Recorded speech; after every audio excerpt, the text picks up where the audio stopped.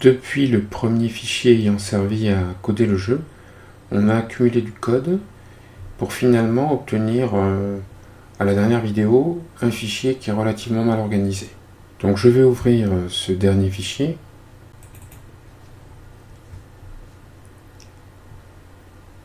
Le fichier qu'on a sous les yeux code l'animation principale du jeu. Donc un certain nombre de parties dans ce fichier ne sont pas écrites dans des fonctions. Je vais montrer quelques exemples. La création de la liste logo, le placement des images, la création de la liste des ID de couverture. Ces parties sont en vrac dans le fichier, ne sont pas écrites dans une fonction. Par contre, d'autres parties sont écrites dans les fonctions. La fonction mélange des grilles, même si ici je l'ai simplifiée pour qu'elle renvoie toujours la même grille. La fonction click, qui est appelée chaque fois qu'il y a un clic sur le canevas. La fonction traiter clic et la fonction cacher qui sert à retourner des cartes. Donc ce que je vais faire, c'est placer tout le code hors fonction, peut-être pas tout, mais presque tout le code hors fonction dans des fonctions. Regrouper toutes les fonctions dans la partie supérieure du fichier et les appels dans la partie inférieure du fichier. Je vais commencer par remplacer certaines portions de code par une fonction et un appel de fonction. Donc la première chose, c'est la liste des logos. Donc c'est une liste de photos-images de chacun des logos. Je vais placer dans une fonction la portion du code qui crée la liste logo. Donc cette portion s'arrête ici. Et puis donc elle commence là, donc je vais écrire une fonction que je vais appeler créer logo, qui ne prendra aucun paramètre. Le code donc commence ici et s'arrête là. Je vais indenter donc pour avoir le corps de la fonction. Et évidemment, pour récupérer un code équivalent, il faut que je récupère la liste logo. Donc je vais faire un return logo. En dehors de la fonction, je vais récupérer donc cette liste logo en faisant un appel à la fonction que je viens d'écrire, à savoir donc la fonction créer logo. J'enregistre et je vais essayer pour voir si ça fonctionne. Donc apparemment ça fonctionne parfaitement bien. Maintenant je vais m'intéresser à la portion de code qui place les images sur la grille, ainsi que les images de couverture, et qui récupère les ID de ces images de couverture. Donc le code commence en fait ici et se termine ici. Donc de la même façon, je vais créer une fonction que je vais appeler remplir, puisqu'on remplit la grille, donc def remplir. Pour l'instant je lui donne aucun paramètre, et puis je vais sélectionner le corps de la fonction, je vais l'indenter. Comme précédemment, je vais écrire un return de ce dont j'ai besoin, c'est-à-dire de la liste des ID de couverture.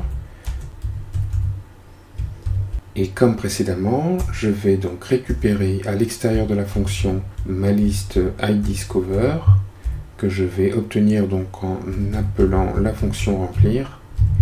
Et je vais m'assurer que tout fonctionne. Apparemment, ça fonctionne comme il faut. Maintenant, ce que je vais faire, c'est récupérer toutes les parties qui sont hors fonction, les garder dans le même ordre et les placer à la fin du code. Donc, la partie supérieure, j'y touche pas parce que c'est des constantes. Là, j'ai la partie qui crée l'interface graphique et qui crée le plateau. Donc, je vais couper ça et je vais le mettre un petit peu plus bas ici pour que ce soit avec la suite. Donc, j'ai donc ma liste logo, mon image de couverture, donc tout ça je le récupère et je vais le mettre à la fin, ou plus loin en tous les cas.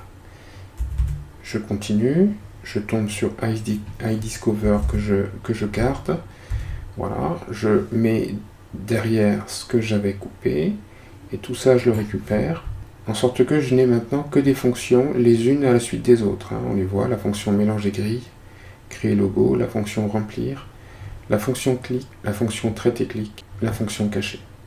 Je vais passer quelques lignes ici et je vais donc coller le code que j'avais récupéré. Voilà. Donc je vais vérifier que tout fonctionne. Donc apparemment tout fonctionne normalement. Maintenant, je voudrais créer une fonction init qui me permettra de relancer le jeu depuis zéro. Donc de quoi j'ai besoin en fait chaque fois que je recommence une partie? Je n'ai pas besoin de renouveler la fenêtre ni le canevas qui ne change pas. Par contre, il va falloir que je renouvelle le plateau. Donc allons-y. J'écris ma fonction donc init. Pour l'instant, je ne sais pas trop ce que je vais lui donner comme paramètre. Donc on verra ultérieurement si nécessaire. Et je vais donc couper ceci, puisque ça c'est renouvelé chaque fois que la partie change. Ensuite de ça, les logos. Alors les logos en fait ils ne changent pas. Donc a priori je vais laisser la liste logo en dehors de la fonction init. De même cover est un objet qui est fixe, hein, il ne change pas tout du long du programme, donc je vais le laisser tel quel. Par contre, les ID de couverture, elles changent. Donc, je vais placer ça à l'intérieur de la fonction init. Et puis de même, la liste move évolue à chaque partie. Donc comme tout à l'heure, il faut que la partie principale du code récupère les variables que j'ai placées dans la fonction init et qui ne sont plus accessibles. Donc je vais faire un return des trois quantités, des trois objets. Donc il y a plateau, il y a IDiscover, et puis il y a move. Et comme précédemment, ces trois objets, je vais les récupérer avec le même nom et les placer en variable globale dans le code. Et ça, ce sera donc le retour de init. Donc je vais écrire que c'est le résultat d'un appel à init. Maintenant, on va regarder si ça fonctionne. Donc je me rends compte que j'ai un message d'erreur. Quelque part, on me dit que le nom plateau n'est pas défini, alors qu'on l'utilise. Donc on voit que c'est dans la fonction remplir.